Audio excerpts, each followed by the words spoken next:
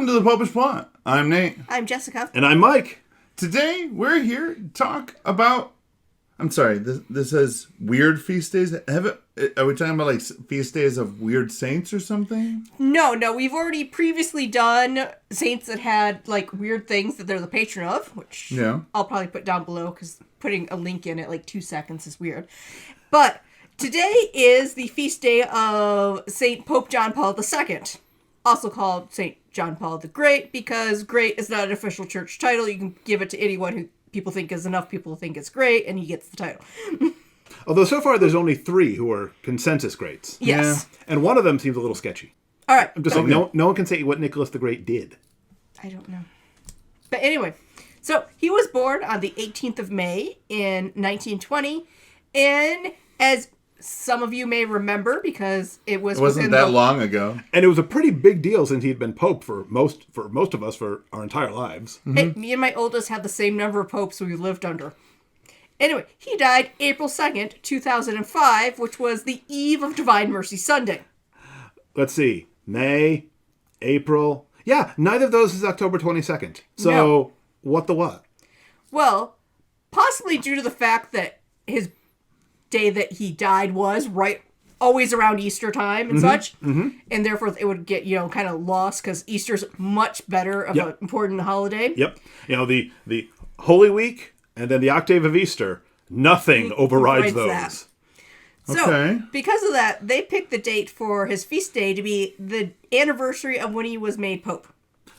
Oh, actually, when he was inaugurated as Pope, because, there's a certain length of time between, we got all the votes in, Yeah.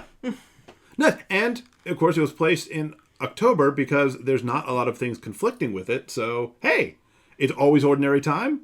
Let's have a feast. Yes. There we go. But he's not the only saint who's had that happen where we either definitely knew what day he died or have a good idea, and we're like, that's not the day that we're putting on the calendar. Which, on some level, makes sense because there's more than 365 saints. So you'd always have, some people doubling up, tripling up. And if you wanted to celebrate everybody, sometimes you got to move them around. Yes, like St. Thomas Aquinas got moved, in part because his feast day was going to be during Lent. Mm-hmm. But the day he died was the 7th of March, which was already a feast day for Saints Perpetua and Felicity. Mm-hmm. And so they moved him to January 28th. Yep. And the reason why he got that date picked, because they still have a reason most of the time. Yeah. Is they're not just picking a date out of the hat. Yeah, that was the date his relics were moved to a church. So it was a somewhat related to his life event. And translation is a pretty popular one. Yeah. Back in the day, they would often have 2 feast days, like the death date and then some translation date. Yes, well, we're almost on the eve of All Saints' Day because it was declared in May because that's when they had a big thing about a bunch of martyrs. And then it was redeclared November 1st because there was another thing with a bunch of, relics being put in a church. So who else you got? Well, speaking of popes that were named saint, John the 23rd. Good Pope John. Yes, he died on the 3rd of June, and his feast day was the 11th of this month. I still prefer the one I heard when we were around the time when he got canonized of Good Pope Fat Jack. Yes. Now, in some places, he's remembered on the day that he died because apparently some groups within the Church of England and certain Lutherans also commemorate him, which seems weird because it's way after all the schisms. But the Church of England, yeah. They do what they want to do. But anyway, his feast day in the Catholic Church is on the day that he opened the Second Vatican Council. Okay, yeah, I can see that. It's a big thing. Mm-hmm. Then, of course, there are the super parents of Saint Theresa of Lisieux. Saints Martin and Zelie, or Saint Zelie and Louis Martin. Martin was the last name. Yes. Listen, you got a whole mess of first names there. It's easy to get lost. And I always get confused with people who have like a first name and a last name that both could be first names. Exactly. Gabriel Richard. But anyway, what the heck, man? Anyway. She died August 28th, and he died July 29th. But they have a joint feast day. Which makes sense. They're the first married couple to be canonized together. Yes. So up in heaven, she is reminding him that he's never allowed to forget their feast day of the 12th of July because it's the day they got married. Aww. Well, except I'm pretty sure he does. I'm pretty sure at this point he can't forget it. They are still married. Yeah, However, death do them part. Yes. However, there is the theory that people that you know and love in Earth, you will still remember. Sure, of course. You know. Hey, you remember when this used to be our anniversary? That was great. Why are all these people praying to us today? Yes. Work. Their bonds are different, but their relationship still exists. If anything, more loving now. Exactly. Amen. A date of which I'm fond is St. John Henry Newman. He's been a saint just over a year now. He died on August 11th. But his feast is on the 9th of October. That seems... It would seem random, except that's the day he was received into full communion with the church. Ah. So that's a pretty cool day. And we've also previously discussed weird dates because we had the episode on the calendar where St. Teresa of Avila died sometime technically within a multiple day night, which I will link. Somewhere in this 10-day period. That happened within a few hours. It was midnight one day. It's 11 days later. Yes. Question. The Gregorian Can you count calendar. that as, if you don't eat for those couple of hours, can you count that as a 10 days fast? No. Look, I started fasting on the 9th. I didn't finish fasting until the 17th. Short answer, no. All right. Who else is weird? Well, we have a lot of ones that have our day was in Lent or Advent, because Advent used to be much more like Lent. Mm-hmm. And should be. Like St. Benedict, who died in March. Ooh. And for a while, his feast day was there, but when they redid the calendar in the 70s, they went and moved it to the 11th of July, because it was always in Lent. Mm-hmm. And that's another one of they moved his relics on this day. Good old translation. Mm-hmm. So, of course, our Latin Mass friends would probably still not celebrate it in Lent, since they go by the 62 calendar.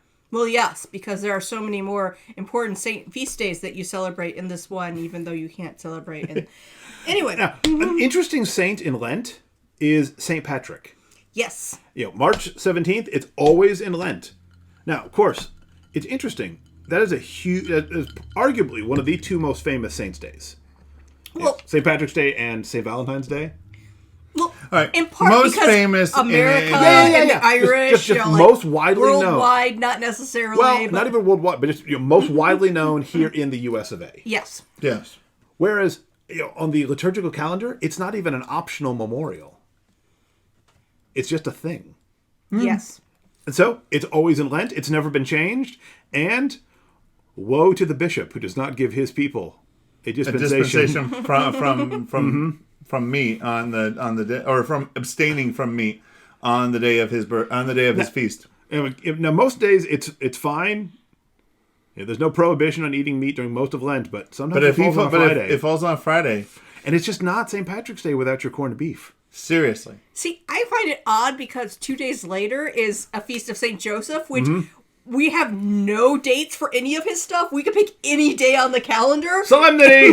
And it's, it's in Lent, and it's 2 days after the other day we might get off of Lent. Sure, yeah, and that's a good one. We should probably look that up. Why is the Feast of St. Joseph on the 19th? I don't know. Yeah, because, the Immaculate Conception and the Nativity of Mary totally times, it's 9 months before the other.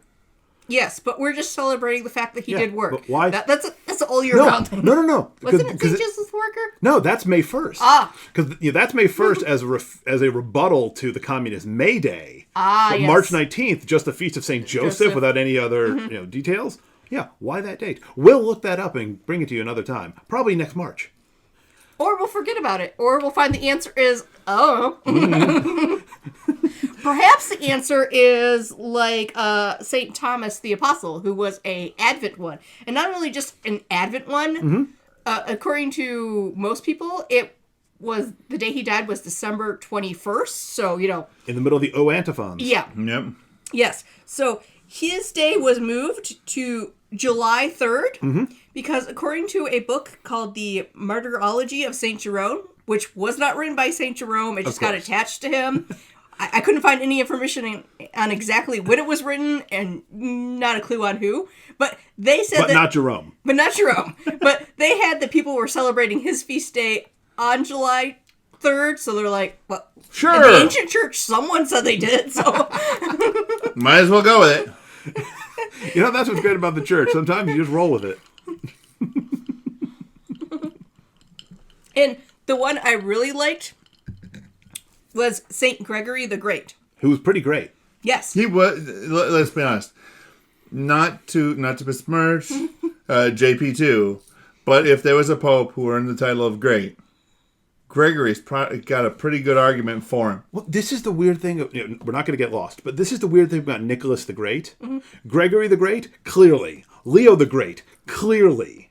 JP2, Arguably. But pretty solid. But compared to Nicholas, compared to Leo and Gregory, Nicholas? Nothing against Nicholas the Great, but just compared to Leo and Gregory. Yeah. Anyway, his feast day. Anyway, where am I on this? Oh, yes. His feast Again, also in Lent. Yes, his feast day was changed to September 3rd. And I was super confused looking this up because it said it was the day he was ordained, but all the information said this is the day he became pope. Ordained pope. No. He was a monk. And they declared him pope, so they had to make him a priest. Yep. Absolutely. Absolutely. So I went on my own side track there and went, wait a minute, what date is this? No, so it all works. Yes. Yeah, no. My favorite is Pope Saint Fabian. He wasn't even a monk. Total layman. Dove lands on him, so they ordain him and make him pope. So I got a chance, is what you're saying. So I got a chance. Absolutely. So, comment below with your favorite weird saintly feast day, or what you think Nate's first act as pope should be. I think it's going to be Taco Tuesday. The new church holiday, Taco Tuesday. Hey, you can have meat on Tuesday. The Babel Bull. I'll have to go look up what the Latin would be for Taco Tuesday. Best bull ever. Give this episode a like, subscribe to our channel, ring the church bell to be notified the next time we do this. And until next time, remember to live your faith. Love your faith. Share that love. Although maybe. Now that you say this. You're not getting slow clapped into the papacy.